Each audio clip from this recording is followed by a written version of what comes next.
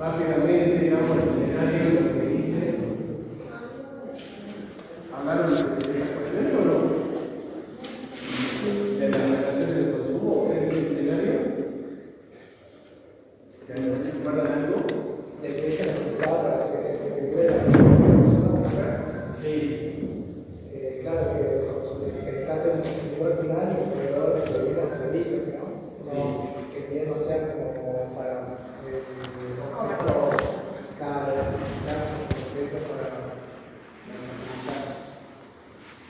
¿Ustedes tienen la idea de que se consumidores? No, en absoluto. Nada, el concepto de relación de consumo. Hoy muchas normas de empresas relativas al consumidor pueden incorporar el código comercial, ¿no? Quiero que tienen que saber ustedes que la ley de derechos del consumidor es una ley muy importante porque ha venido a proteger sobre todo a los consumidores finales. ¿Cuáles son los consumidores finales? Todos nosotros somos consumidores finales. Y casi siempre, todos los días estamos celebrando contratos que tienen que ver con el consumo diario. Cuando nosotros compramos un televisor, cuando nosotros la lavadora, cuando compramos un celular, cuando contratamos el servicio de telefonía, cuando celebramos un contrato de préstamo bancario, ¿sí? Siempre estamos celebrando un contrato de consumo. ¿Cuáles son los contratos de consumo? Como bien lo dijeron ustedes, cuando en la parte deudor consume, el obligado, utiliza el bien que adquiere como destinatario final, tanto si es para él como para su familia, ¿cierto? Cuando no hay una relación de consumo, cuando el bien se utiliza para incorporarlo en una cadena de comercialización o de producción, ¿cierto? Si yo compro una batidora y esa batidora yo la utilizo para hacer el torno y luego vendo, la estoy utilizando bien como consumidor final. ¿Entiendes? ¿Entiendes más o menos el ejemplo, ¿no es cierto? Y siempre hay en la relación de consumo una parte que es un proveedor y un consumidor. El proveedor es una persona que se encarga con la virtualidad a brindar el servicio o a comercializar el producto, ¿no? ¿Cuál es el proveedor, por ejemplo? Un banco, cualquier casa de electrodomésticos por acá, como ¿cierto? Fábrica, redactor de camarero, claro, personal, son todos empresas proveedoras de servicios. Y siempre hay una posición dominante por parte del proveedor. ¿Por qué? Porque el consumidor, cuando va a celebrar el contrato, no tiene ningún poder de negociación. Ustedes por ahí son muy chicos, pero no han celebrado ningún contrato. Si ustedes van a alquilar una casa con el dueño, ustedes pueden negociar el contrato, pueden leer cláusulas del contrato, pueden decir, no, mira, a mí me parece que la cláusula se podría modificar en la casa. Cuando vamos a pedir un préstamo al banco, ¿ustedes creen que el banco nos va a decir, no, se modifica, nos va a permitir modificar la cláusula? No. Realmente, nosotros nos tenemos que adherir a un contrato con cláusula de ¿cierto? Eso tiene que ver con las cuestiones de los contratos de consumo. Como siempre hay una parte que el proveedor que tiene un mayor poder de negociación con relación al consumidor, la ley de defensa del consumidor ha venido a tratar de proteger a los consumidores. ¿Sí? Y hay ciertas cláusulas en los contratos que son consideradas abusivas. ¿Sí? Por ejemplo, una cláusula en la cual se diga que cualquier controversia se tiene que, controversia judicial, ¿no? Se tiene que resolver juzgado distinto al del consumidor fue considerado una clausura posible. ¿Sí? Cuando prorrogamos la jurisdicción. ¿Qué pasa en esta materia? En esta materia nosotros estudiamos el pagaré, ¿no es cierto? Y hemos establecido que el lugar de pago, está incorporando el pagaré, es el que determina cuál va a ser el juez competente, ¿no es cierto? Podemos poner como lugar de pago un domicilio distinto al cual se encuentra al momento de la celebración del pagaré. Sí, no hay ningún inconveniente. Podemos pactar que el domicilio de pago sea un lugar distinto al de celebración del mismo. Entonces, ¿qué pasaba? Perdón, si nosotros firmamos un pagaré, generalmente lo firmamos cuando vamos a, yo pongo el ejemplo, porque nos queda cerca acá, ¿no? Vamos a comprar un televisor, 40 cuotas, a crédito, firmamos un pagaré blanco, no ponemos por el lugar de pago. ¿Qué es lo que hacen las empresas? Cuando completan el pagaré, ponen como lugar de pago el de su casa central. ¿Por qué de su casa central? Porque ahí es donde tienen todos los empleados administrativos, donde pueden llevar adelante mejor las actividades. Entonces, ¿qué pasa? Ese lugar de pago es el que determina el juez competente. Por lo tanto, si la sede central está en Buenos Aires, el lugar de pago se va a Buenos Aires y el pagaré se pone en Buenos Aires. Lo mismo sucede con las entidades financieras, los bancos. Préstamos de zona firma como pagaré, domicilio de pago Buenos Aires. ¿Sí? Casa central. Entonces, ¿qué pasaba? En la ciudad de Buenos Aires, los juzgados, civil y comercial, se encontraban abarrotados de ejecuciones del pagaré iniciada por entidades financieras, Casa de Electroméxico, Casa de Ropa Deportiva, todas comercios que tenían su sede central por ejecuciones. Entonces, ¿qué es lo que pasó? Algunos jueces empezaron a decir, ¿qué pasaba? Tenían que en esos juicios notificar a los deudores demandados que vivían en otro lugar que no era la provincia de Buenos Aires, ¿sí? En el interior del país. Imagínense, si llegaban, yo compraba el televisor, no pagaba la cuota, me ejecutaban, me llegaba la notificación que tenía que presentarme en el plazo de 5 días en un juzgado de la provincia de Buenos Aires a oponer excepciones. ¿Sí? Si yo tenía defensa, tenía que contratar a un abogado de Buenos Aires para que oponga, ¿sí?, la defensa a una excepción. Lo cual, obviamente, me dificultaba ejercer mi derecho de defensa. Porque yo en 5 días tenía que presentar el derecho de oponer excepción. En 5 días, como pensé yo, ni siquiera podía contratarlo, ¿cierto? Bueno, ¿qué es lo que empezaron a? Y esto sucedía en todo el territorio de Argentina. Entonces, ¿qué es lo que empezaron a ver los jueces? Los jueces empezaron a ver que el consumidor quedaba en estado de indefensión, ¿cierto? ¿Qué es lo que decían las empresas? Principio de abstracción. No importa cuáles sean las causas que han originado el otorgamiento del pagaré, el lugar del pago ha sido convenido con las partes, usted es juez competente, ¿cierto? El de la provincia de Buenos Aires, por ejemplo. Entonces, los juzgados empezaron a tomar distintas posturas en cuanto a la implementación. Algunos consideraban, se declaraban incompetentes de oficio. ¿Sí? ¿Por qué decimos de oficio? Porque la incompetencia es una defensa que podría haber puesto el demandado cuando se lo notifica. Es una defensa que tiene que poner el demandado. En este caso, los jueces ni siquiera lo notificaban al demandado, sino que ellos mismos advertían de que el domicilio del consumidor era distinto al lugar donde se estaba ejecutando el contrato y se declaraba de oficio, sin necesidad de que se plantee la otra parte, incompetente. ¿Sí? Entonces, algunos se consideraban incompetentes, otros cuando se declaraban competentes y había una distinta jurisprudencia en el ámbito de la provincia de Buenos Aires.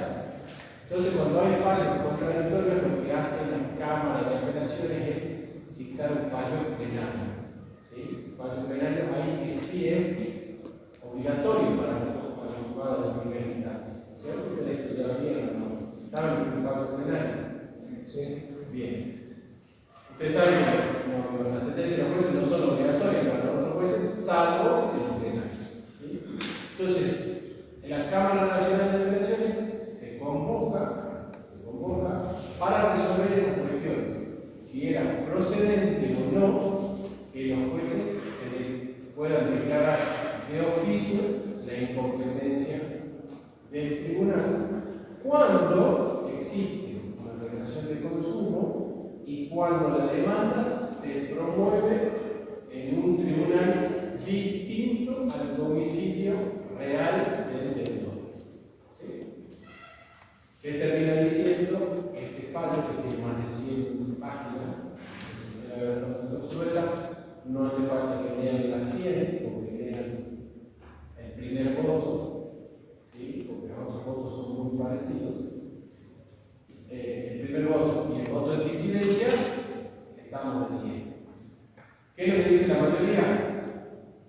Que la ley de defensa del consumidor, ¿sí?, tiene de alguna manera una supremacía en la jerarquía de la ley, porque el artículo 42 de la Constitución Nacional, ¿sí?, estableció que los derechos del consumidor tienen rango constitucional, ¿sí?, ha sido constitucionalizado. La protección de los derechos del consumidor hoy en día está, a partir del 94, de la Constitución del 94, de la Constitución Nacional. ¿Sí? Entonces, ¿qué es lo que dice? Nosotros tenemos que proteger a los consumidores. En otros términos, lo que estoy diciendo es que cuando los jueces advierten que el juicio ha sido iniciado en un territorio distinto al domicilio real del consumidor, los jueces se pueden declarar incompetentes de oficio. ¿Para qué? Para que el juicio se tramite en el juzgado en donde el consumidor tiene su domicilio real. ¿Vamos? Esto por lo menos le va a dar la posibilidad de que el demandado pueda ejercer su derecho de defensa. Y este fue uno de los primeros fallos en donde los jueces dicen: está bien, entendemos que los documentos cambiaron como pagaré o cheque, rigen un principio fundamentalmente la abstracción. Y al ser abstractos, nosotros no podemos interpretar cuáles son las causas, ¿cierto? Bueno, acá ellos sostienen lo contrario. Cede el principio de abstracción frente a la ley de defensa del consumidor. Por más que sea abstracto, nosotros analizamos cuál ha sido la causa, advertimos que hay una relación de consumo y por lo tanto nos declaramos incompetentes. ¿Está? Este caso, y el caso de TIF y Transmilia, que ustedes deben haber estudiado en la administración de crédito, son los casos donde los jueces, a pesar del principio de la relación, indagan cuál ha sido la causa de la emisión del cheque o del pago. En este caso, ¿estamos ahí? ¿Sí? Léanlo, el fallo es interesante, porque de alguna manera nos va a permitir cerrar todas las ideas que tenemos que tener. Bueno, ¿y qué más? Bien. ¿Protesto ya vieron?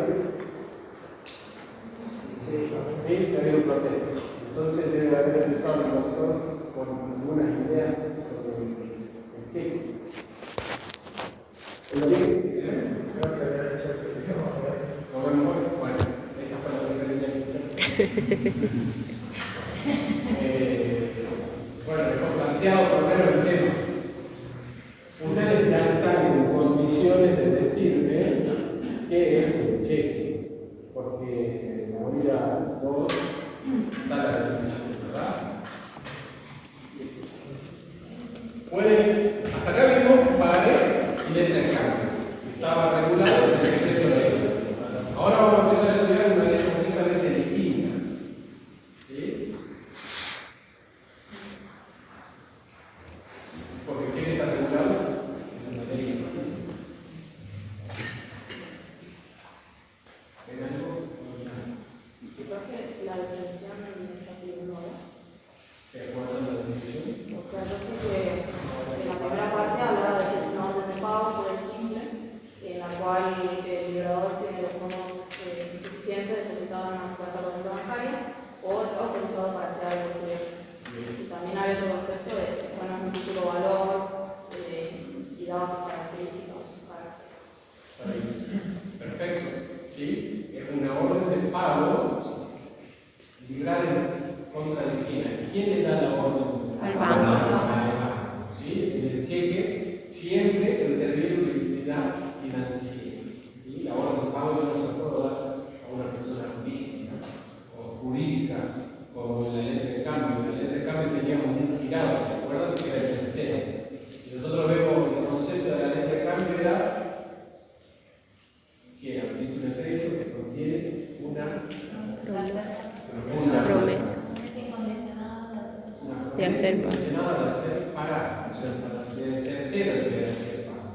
Y el pagar era una promesa incondicional de pagar, ¿cierto? Bueno, el cheque tiene una orden de pago librada contra un banco, siempre. Que pagaron cuando se termina el dinero, orden de pago que recibo, en donde el librador tiene fondos o autorización para generar dinero. Todos podemos emitir cheques. No, ¿por qué no? Primero y principal, exactamente, para poder emitir un cheque, primero tenemos que ser clientes de un banco. Tenemos que haber celebrado con el banco un contrato de cuenta corriente bancaria. ¿Sí? Pero no todo contrato de cuenta corriente bancaria implica que en un cuenta correntista va a poder cobrar. ¿Sí? El contrato de cuenta corriente bancaria es un contrato principal. Y hay un contrato accesorio que es denominado de pacto de cheque. ¿Sí? Pacto de cheque. Nosotros podemos tener una cuenta corriente bancaria sin ningún problema. Eso no nos habilita para emitir cheques para el mundo. Para poder hacerlo es necesario que contratemos ese servicio específico que es el pacto de cheque o un contrato accesorio al contrato de cuenta corriente bancaria que hemos firmado. ¿Sí? ¿Dónde está regulado el contrato de cuenta corriente bancaria? Código Civil Comercial. ¿Sí? Es un contrato. ¿Cuáles son los caracteres de este contrato? Es un contrato bilateral, ¿sí? Porque tiene dos partes.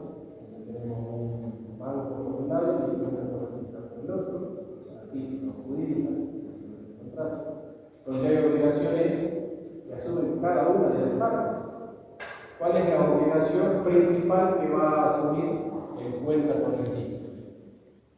Tener fondos depositados. Exactamente, ¿sí? Va a tener que tener fondos depositados en esa cuenta al momento del vencimiento del cheque. ¿Sí? Después vamos a ver que tenemos dos tipos de cheques: cheque común y cheque de pago diferido. El cheque de pago diferido, el vencimiento puede ser hasta 360 días. No un año. ¿Sí? 360 días nosotros podemos diferir el pago. Yo le puedo dar un cheque a ustedes con fecha de vencimiento el 10 de octubre de 2025. ¿Sí? ¿Tengo que tener fondos en la cuenta hoy? No. ¿No es cierto? Pero sí los voy a tener que tener el día del vencimiento. Cuando yo emito el cheque necesario que tengan los fondos depositados. Porque yo puedo diferir el pago, ¿cierto? Puedo poner como fecha de pago el 20 de diciembre del 2025. Y recién en esa fecha el acreedor lo va a poder cobrar. Por eso yo tengo que tener el fondo ese día, pero hoy lo puedo emitir tranquilamente, con la esperanza de que tenga los fondos en diciembre. ¿Cierto? Lo puedo hacer. ¿Y cuál va a ser la obligación más importante que asume el banco? Recibir los cheques y cobrar. Exactamente, para brindar el servicio de caja. ¿Sí? Lo que va a hacer el banco al momento en que el portador del cheque se presente con el cheque va a ser, primero y principal, verificar. ¿Alguien cobró un cheque? ¿Nadie cobró un cheque en su poder?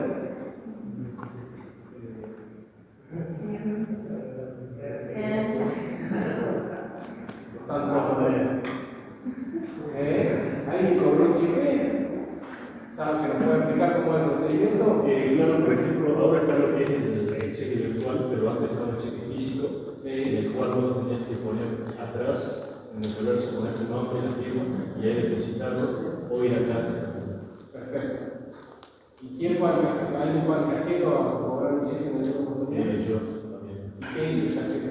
Ahí en el cajero, vos firmás que el cheque, lo tenés que poner a la cuenta al cual se va a acreditar ese importe, y bueno, ahí ya te va a aparecer lo que es el impuesto, por ejemplo, y el dinero a cobrar. ¿Ese fue el cajero automático o el cajero humano? Cajero automático. ¿Y cajero humano? ¿Nunca? Cajero humano creo que era hasta 50.000 pesos, y también era lo vas arriba, por ejemplo, lo que es Galicia, vas arriba y ahí también haces lo mismo y lo que vas a hacer. ¿Qué es lo que va a hacer el cajero humano cuando vaya a pagar? ¿No? Lo que va a hacer el cajero humano es verificar que la firma que está en el cheque corresponda a la firma que haya registrado la persona que envió ese cheque. ¿Sí? Eso es lo que hace el cajero. Mira que la firma coincide con la firma registrada. Y si coincide y tiene fondos, paga. ¿Estamos?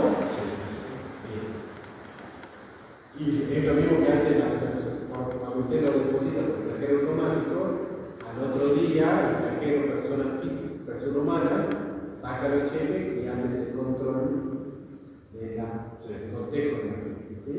Entonces, una de las obligaciones que tiene el banco es brindar ese servicio de caja de manera adecuada. Tiene que controlar que la firma coincida, y si hay fondos, pagar. Y si no hay fondos, Rechazo. ¿sí? Bien. Por eso decimos que un contrato bilateral, obligaciones para ambas partes. Es un contrato de consumo, es un contrato de adhesión, es un contrato oneroso, porque el banco le va a cobrar, ¿sí?, una suma determinada de dinero por la apertura de la cuenta corriente bancaria, ¿sí?, por la emisión de tarjetas. Como les decía, está regulado el proceso.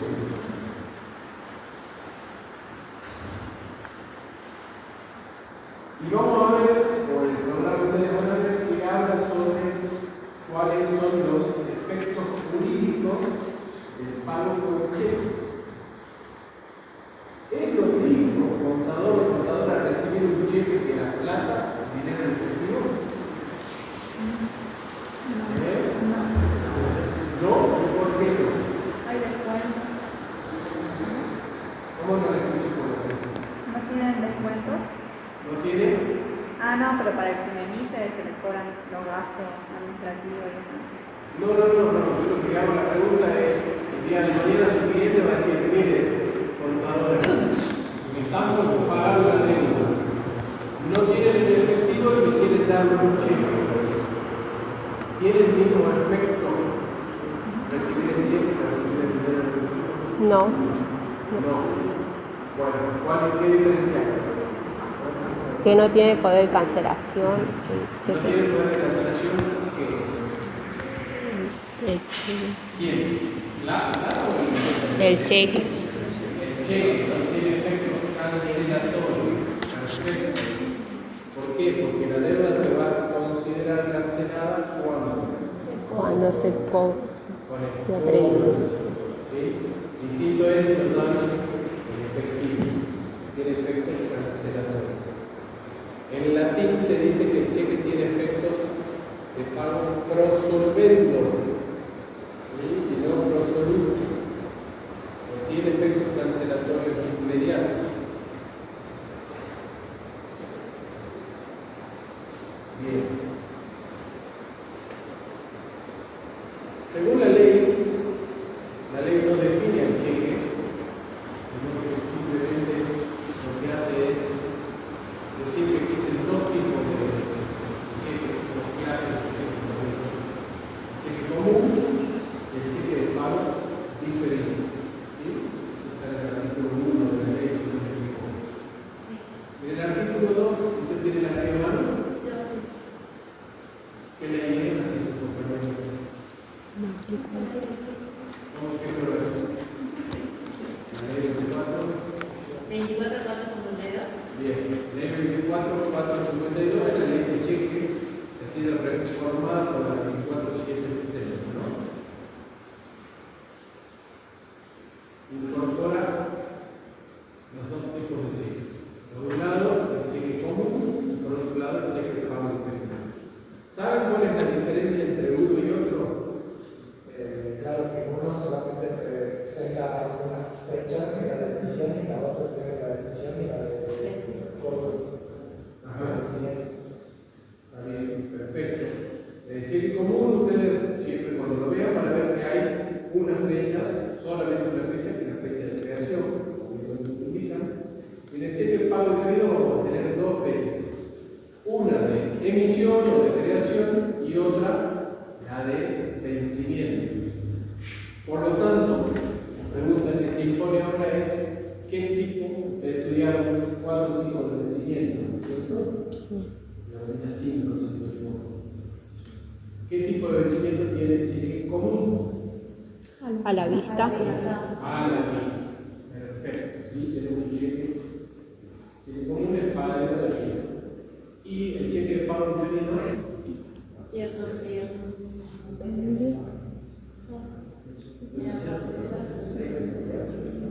Es una fecha cierta que es posterior a la fecha de funcionamiento. ¿Sí? Vamos a tener establecido el día, mes y año, ¿no es cierto? Bien. Y otra diferencia que hay es que la cantidad de veces que se puede desglosar. ¿Sí? El cheque como título de crédito se puede transmitir por vía electroso y el cheque común se puede transmitir solamente una vez, mientras que el cheque de pago diferido se puede transmitir hasta 2 veces. ¿Sí? ¿Por qué? Porque se entiende que el cheque común es a ver a la vista y no está su naturaleza no es circular. Se va a cobrar de la manera más inmediata posible.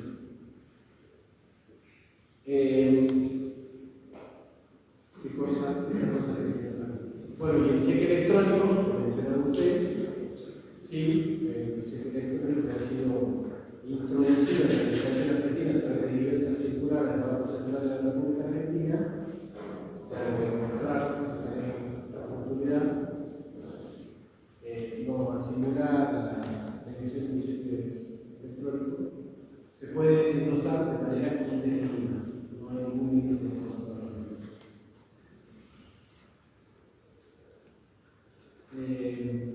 Bien. ¿Cómo funciona el cheque? ¿Cómo funciona el cheque? Contadora, me acaban de dar este cheque común. ¿Qué hago con 1 millón de pesos?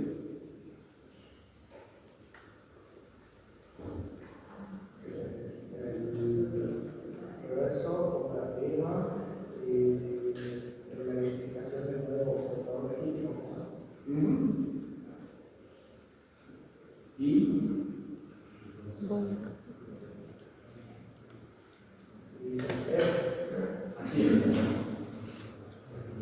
quién se lo entrega? al nuevo contador, ¿Ah? al nuevo contador, No lo escuché. al nuevo contador. Ah, usted lo está engrosando.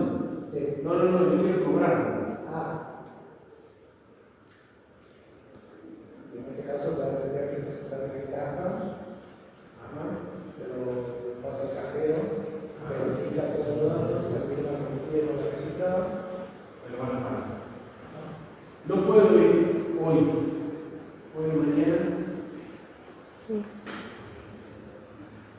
Claro, es la fecha límite, el tiempo límite de 30 días. ¿De dónde suele ser el tiempo límite? De la emisión. De la fecha de emisión. Pero si usted me acaba de decir que la chica que nació. No, pero hay una fecha de emisión, es como el cheque común, el cheque. Por eso, un cheque común emitido hoy, 15 de octubre de 2024.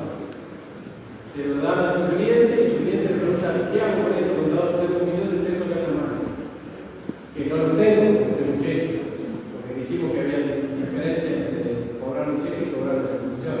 Yo quiero tener millones. Sí, la ley. Puede ser 500 mejor. No sé, me parece que es más claro. ¿Qué hago para juntarlo con el dinero de efectivo? El cheque en común tiene 30 días sí o sí para ir a cobrarlo. ¿Que no? 30 días. Sí. Bien, perfecta, esa es la respuesta correcta. ¿De dónde surge ese plazo de 30 días de la ley? ¿Sí? En ambos casos, tanto el cheque común como el cheque de pago diferido, el portador del documento tiene 30 días para presentarlo al cobro. 30 días, por eso yo le hacía esta pregunta un poco capciosa. ¿Puedo ir mañana? ¿Puedo ir pasado mañana? ¿Sí? 30 días. Profe, el mismo día no. El mismo día, sí, claro.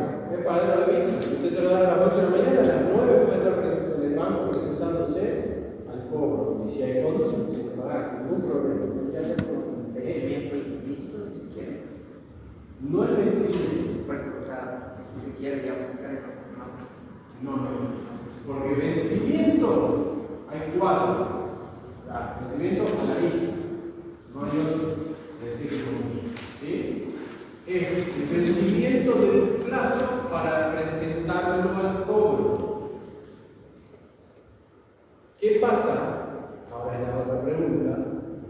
El cliente le dice: contadora, tengo un cheque que me lo entregaron el 13 de septiembre de 2024, me colgué, me dormí, no fui al banco y hoy es 15 de octubre del 2024. ¿Qué va a pasar con contador o contadora? Ya no tiene validez ese cheque, no sería un título valor. No tiene validez, no es un título valor. Perfecta su respuesta. Ahora le hago esta pregunta: ¿cómo hago para cobrar ese millón de pesos? Denme una respuesta, por el amor de Dios, por favor. Puedo ir otra vuelta puedo ir otra vuelta al librador y que me cambie la fecha o que me cambie la fecha o me ponga otro, o endosármelo o cambiarme de cheque. Está bien, perfecto. ¿Qué pasa si el cliente le dice: no tengo nada? Me dormí, perfecto.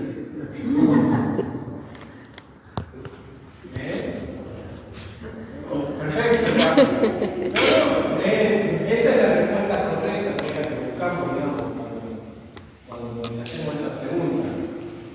Primero y principal, Pero como no tenía poder cancelatorio hasta que no se acreditaba, yo podía valerme como de esa prueba de que si no lo cobré no está cancelada mi deuda.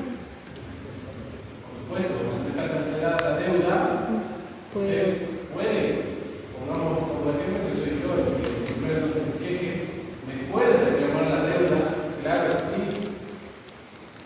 Pero usted tiene un cheque que lo tenía que haber, yo lo que puedo decir es: se tenía 30 días para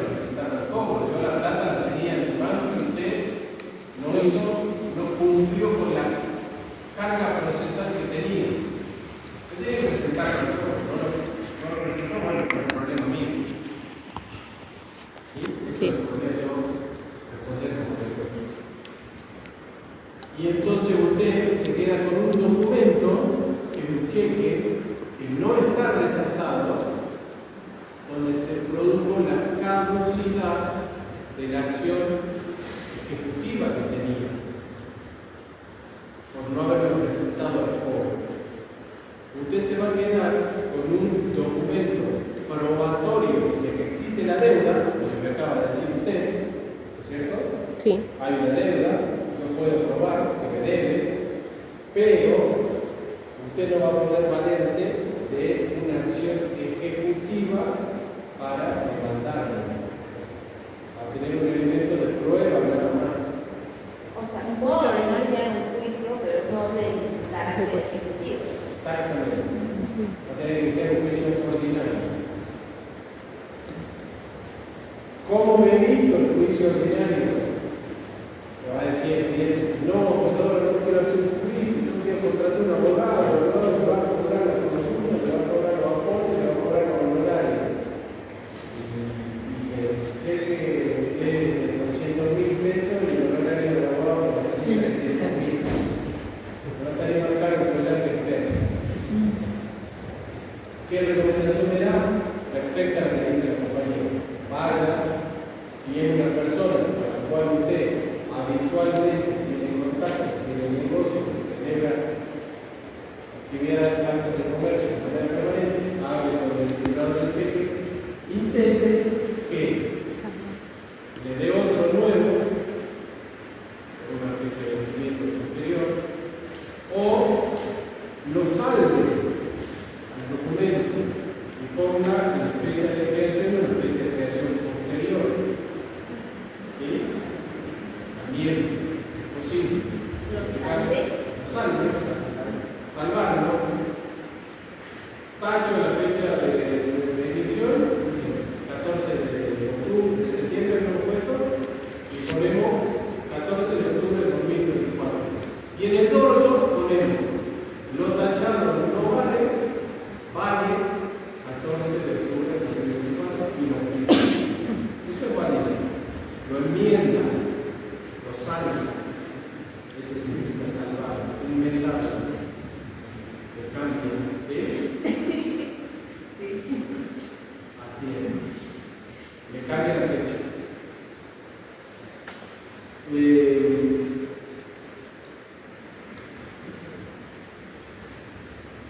Bueno, 30 días de plazo de presentación del cobro, tanto en el cheque común como en el cheque pago diferido. Los 30 días del cheque común empiezan a correr desde la fecha de emisión.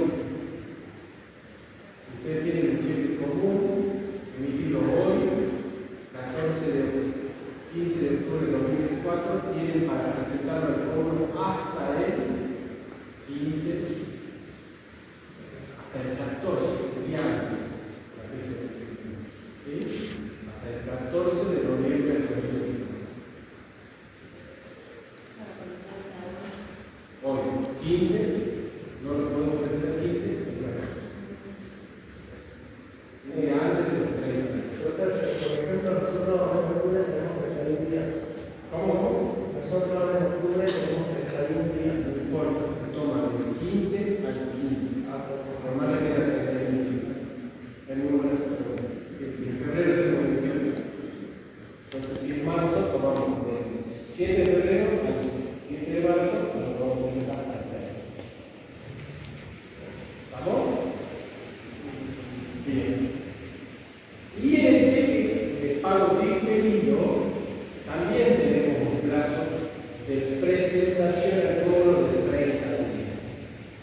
Que se empieza a contar cuando empezamos a contar desde la fecha de vencimiento.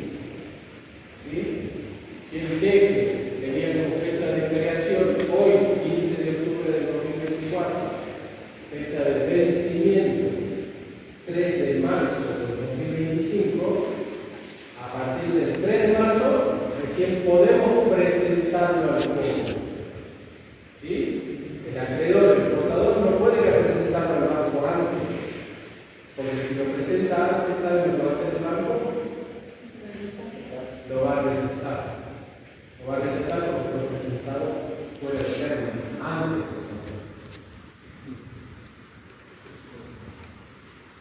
Entonces,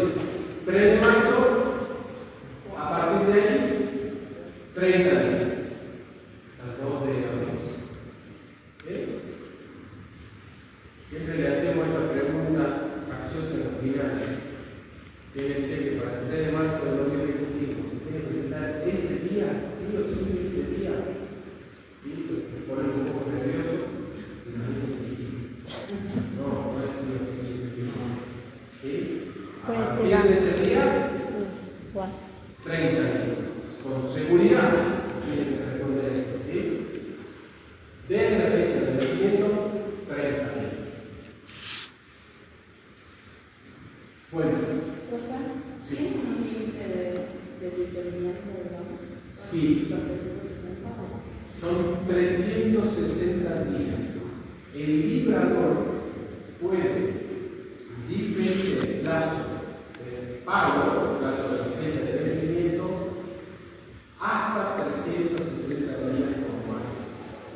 O sea que podría tener los 360 más los 30.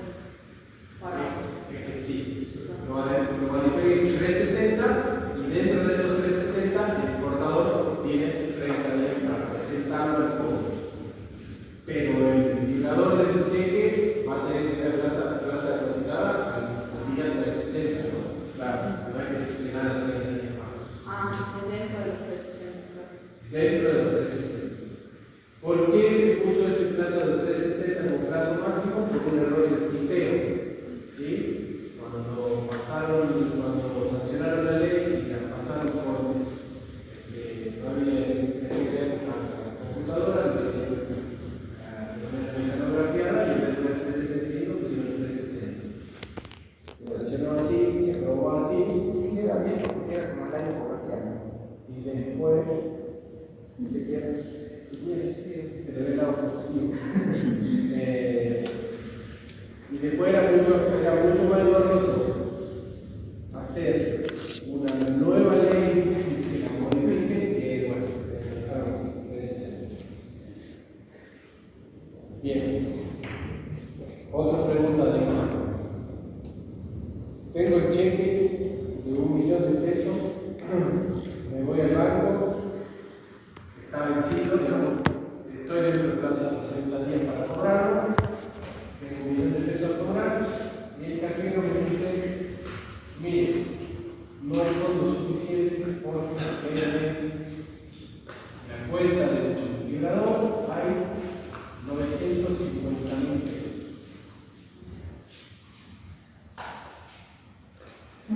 ¿Qué harían ustedes? ¿Qué opinión tendrían? Y me llama el cliente y dice, contador, mire, que yo no lo voy a hacer, hay 950. Y aunque parezca que pagaría por tener el cambio que tenemos contento, acá en el cheque debe haber algún acto cambiario que acredite esa falta de fondos. O sea, vos cobrás lo que iba 50 y haces los dedos por el bastante. Yo no lo cobraría directamente. ¿Eh? No, no, no, Perdón, no me escucho.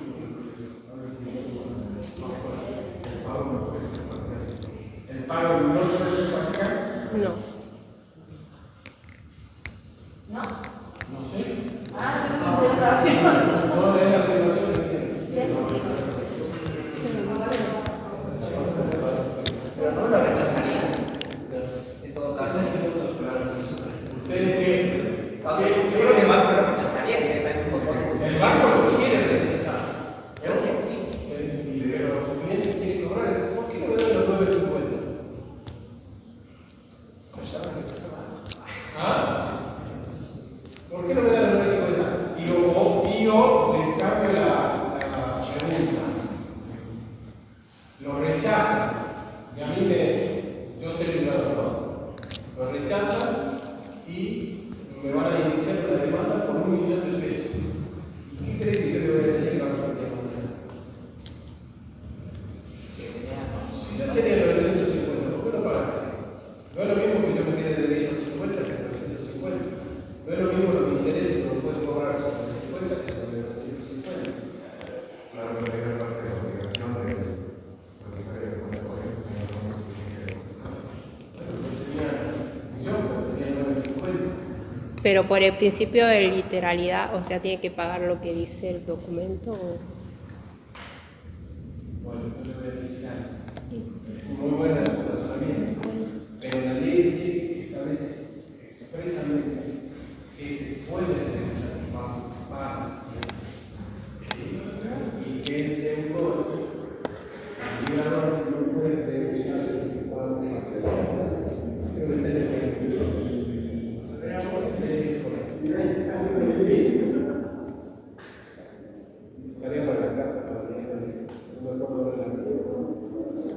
Pero sí, es posible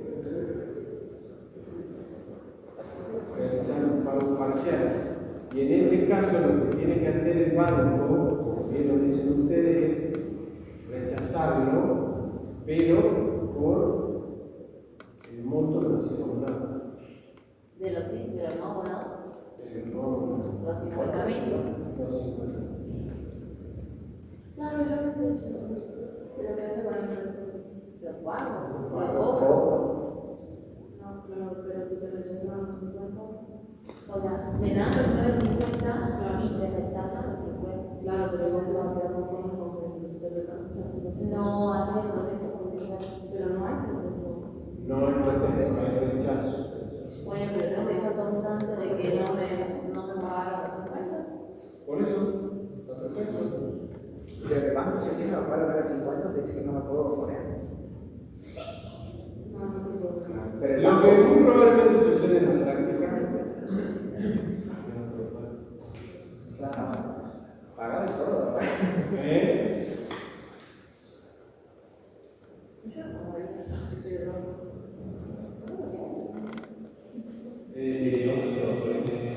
Que capaz que comían intereses, no sé. El artículo 31. 31.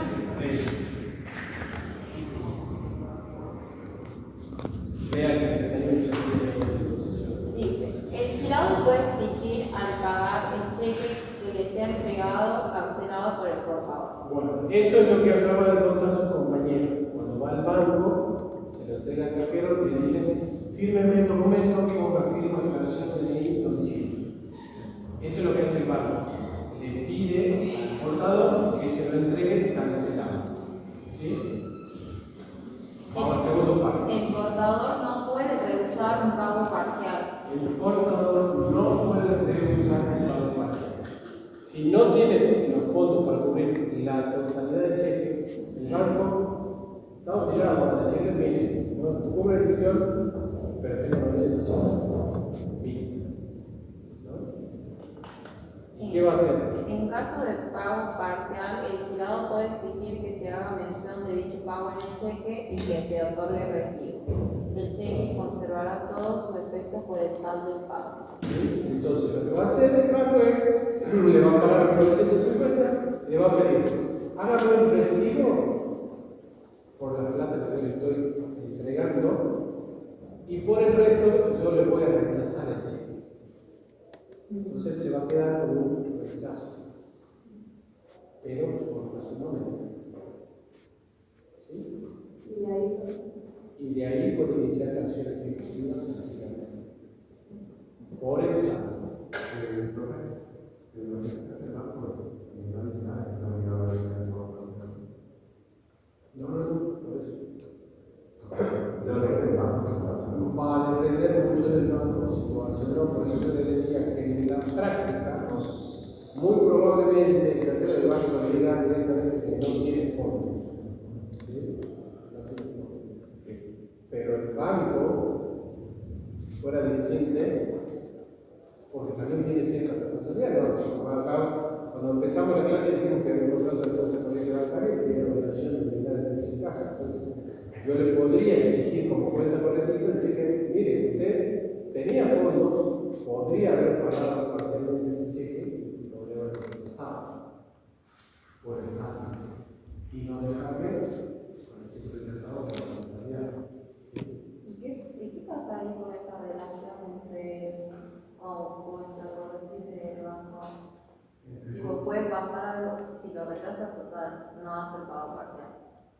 No, Bueno, es una excelente pregunta. Una excelente pregunta para que yo le explique esto que hablábamos o habla la doctrina y la el programa sobre el carácter dual del cheque, o tiene una naturaleza bifronte, dice algunos autores. ¿Sí? En el cheque vamos a tener dos tipos de relaciones. Una relación de carácter contractual. Hay un contrato entre el cuenta correntista y el banco. Y en virtud de ese contrato surgen ciertas obligaciones para los pagos. Sí, Chao, hasta luego. ¿Sí? Hay una relación, hay un contrato que se celebra en las partes. Y si no se cumple ese contrato, en todos sus términos, cualquiera de las partes puede demandarlo. El cuenta correntista lo puede hacer responsable de los daños y perjuicios que haya ocasionado el banco por el cumplimiento de sus obligaciones. No cumplió con su obligación de prestar el servicio de caja, yo lo puedo demandar como cuenta correntista. ¿Sí? Y después hay ciertas obligaciones que asumen todos los cuenta correntista, como tener fondos, como retirar las chequeras de manera personal, como denunciar si las chequeras han sido extraviadas, tiene la obligación de registrar su firma, todas esas obligaciones que surgen del contrato de cuenta corriente. Tiene la obligación de pagar todos los meses el valor del paquete, digamos, de la cuenta corriente. Si no pagas, hay un saldo que después el banco lo podrá demandar con el pago. Así funciona. Hay un contrato y el incumplimiento de cualquiera de las partes puede dar lugar a un reclamo judicial. Distinto es de la relación que existe, la relación cambiaria que existe entre el librador del cheque y el beneficiario. Ahí tenemos una relación de carácter cambiario, tenemos un título de crédito con todas las características del título de crédito. Literalidad, fracción, autonomía, solidaridad, incondicionalidad, todo. ¿Sí? Todo eso. ¿Y qué pasa?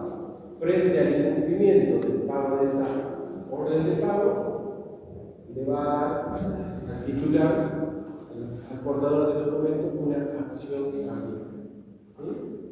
Es una acción ejecutiva.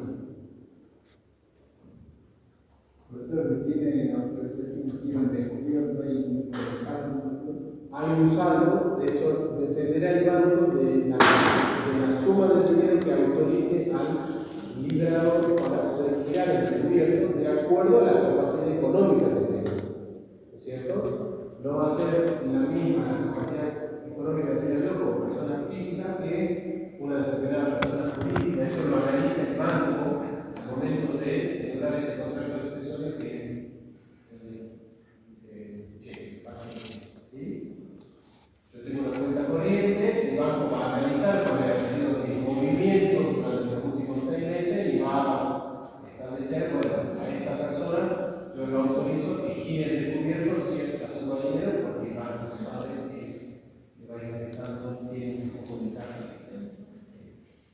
determinado. ¿Sí? Sí. Usted dice que una obligación es que el contracorrentista tenga los fondos suficientes a la fecha de vencimiento. Yo tengo, o no llego a tener, digamos, fecha de vencimiento con posterioridad, puedo ya tener los fondos y ese presenta después. O sea, pongamos que la fecha de vencimiento es el 30 de octubre. Yo a esa fecha no tengo los fondos suficientes, es el 65. A esa fecha que tengo fondos. No hay problema. Ningún problema. Mientras usted tenga los fondos,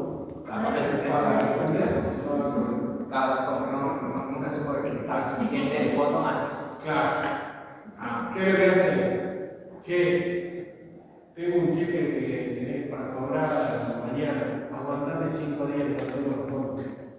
Yo el lunes no lo presenté. Esto es habitual, ¿eh? Claro. ¿Sí? Entre el librador No, todavía seguía.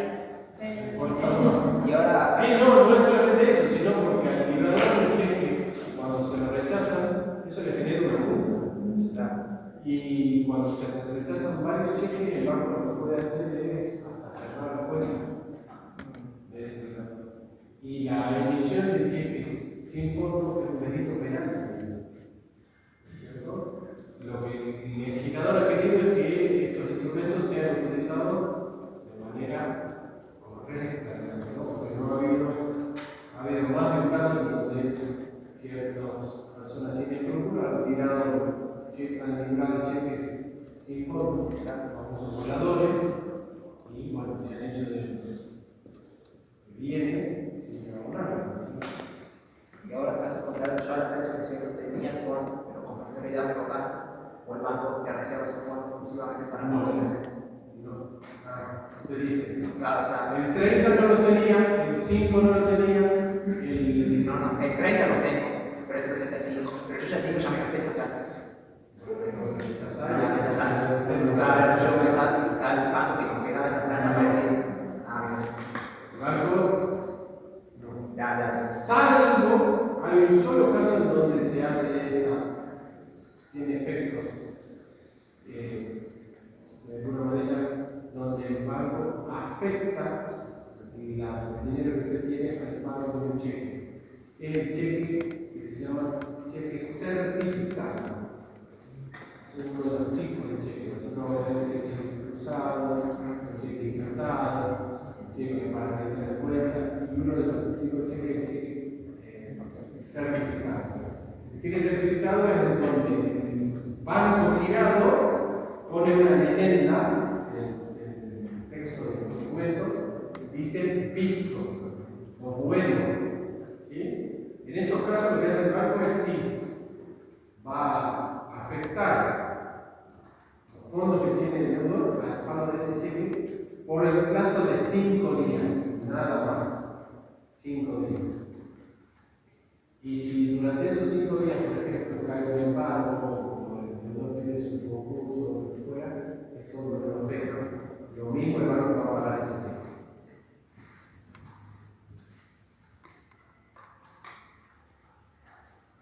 A ver, quiero mostrarles el cheque.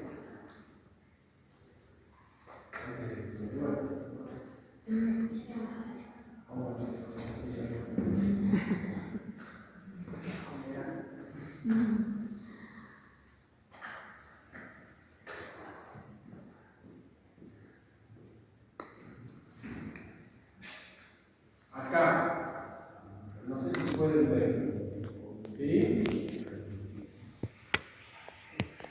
Miren, ¿cuáles son los requisitos? Este es un cheque de pago diferido. ¿Se ve algo? ¿Sí? Sí. Bueno.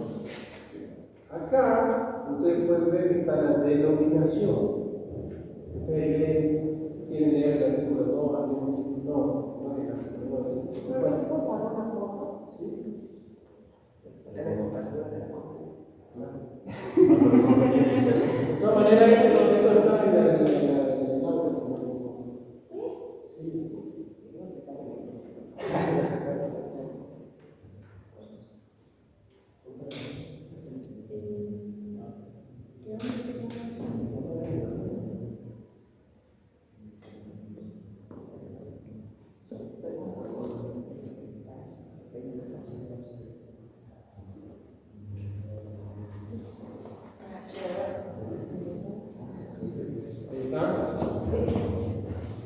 Miren, primero y principal que siempre va a intervenir una entidad financiera.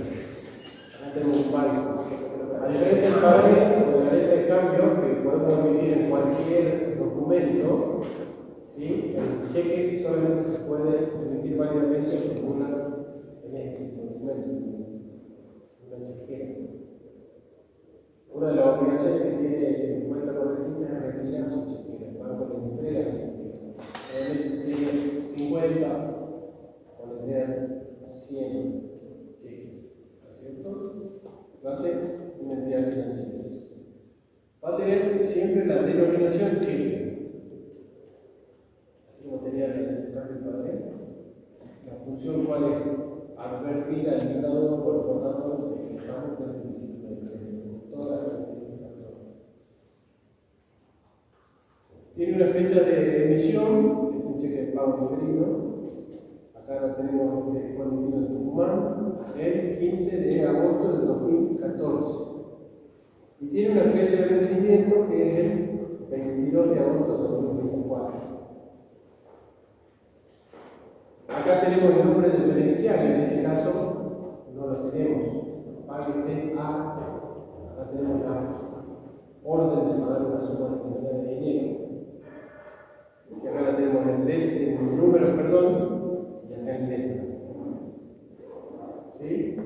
No tenemos el nombre del beneficiario, por lo tanto estamos en un cheque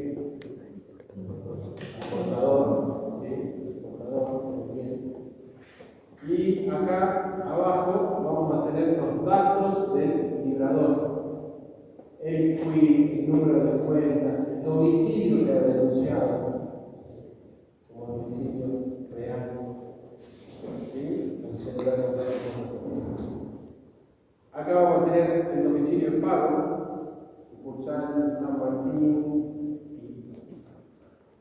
y por supuesto la firma del librador. ¿Sí? Esa es la firma que va a corroborar el cajero. Cuando nosotros vayamos a presentar el cobro, el cajero va a cotejar esa firma con la que está registrada en el banco. Cuando celebramos el contrato de cuenta corriente bancaria, va a venir el oficial del banco y nos va a poner un papelito y nos va a decir, firme aquí. Esa es la firma que se puede escanear y la tiene en el sistema informático del banco. Y es lo que el cajero coteja. Porque uno de los motivos por los cuales el banco puede rechazar el pago es que la firma sea o se encuentre visiblemente falsificada. Cuando a simple vista se advierta que la firma no coincide, el cajero puede rechazarla. ¿Sí? Esa es una de las causales. No se puede incompleto y después completar. Se puede librar de incompleto o en blanco, y lo que tiene que hacer el portador del documento es, al momento del vencimiento, completar. Incluso la fecha de vencimiento. Generalmente los cheques de pago diferido no se emiten con la fecha de vencimiento incompleta. Darle un cheque en blanco al portador es como darle generalmente los cheques generalmente los cheques que se emiten en blanco se emiten generalmente la parte del beneficiario, se emiten al portador, ¿sí? Fíjense este cheque acá, tiene algo, no sé si ustedes pueden distinguir. Al lado del banco. Tiene dos rayitas. ¿Saben qué significa eso? Están cruzadas, exactamente. ¿Se acuerdan cuando hablamos del formalismo y de que había ciertas formalidades que no eran fórmulas sacramentales, sino que una simple barra paralela en el documento tenía un significado? Bueno, ¿eso qué significa? Al estar cruzado, significa que el cheque no va a poder ser cobrado por ventanilla. ¿Sí? Necesariamente tiene que ser depositado. ¿Sí? ¿Por qué? Porque cuando lo depositan, el banco va a generar una constancia de que ha entrado ese cheque, ha sido pagado y ha sido abonado a favor de una persona determinada. Cuando yo lo libro y quiero saber cuándo lo cobran, quién lo cobra, y tener una prueba de eso, lo cruzo. Porque si no, el cheque se paga por ventanilla y no queda, constancia de la persona que se ha pagado. Profe, hay unos procesos de proceso que dice que solamente emite pago por ventanilla es cajero humano. Cajero humano, tal cual. Y les muestro antes de que se me vaya, que se me duerma, un rechazo. ¿Sí? Ya estamos. Pero el banco está metiendo como Al banco le pide el comprobante.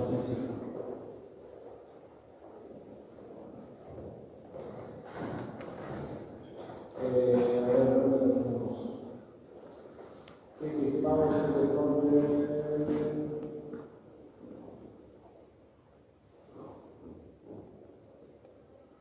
Miren.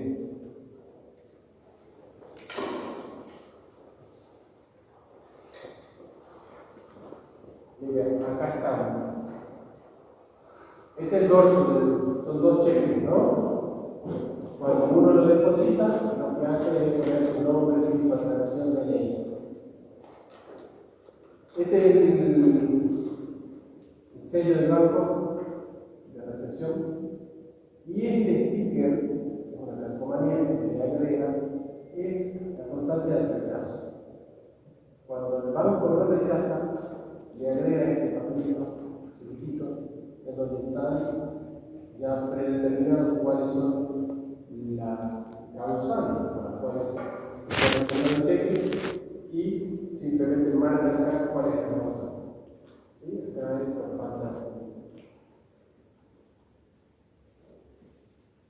Este rechazo tiene los mismos efectos que el protesto. Y con este cheque rechazado tenemos habilitada la posibilidad de exigir su cobro por vía judicial. ¿Sí? Tenemos un año. Ya vamos a ver el caso presencial la próxima clase. Un año. Si no tenemos este rechazo, si no lo presentamos en el caso de 30 días, no vamos a tener este papelito y nos vamos a quedar sin título de ejecutivo. Nos vamos a quedar con este documento probatorio y la deuda nada más, que lo va a utilizar para iniciar en la reforma ordinaria, pero no para poder ejecutar. ¿Sí? Bueno, ¿te parece que dejemos a México? Así se van tranquilos a su casa.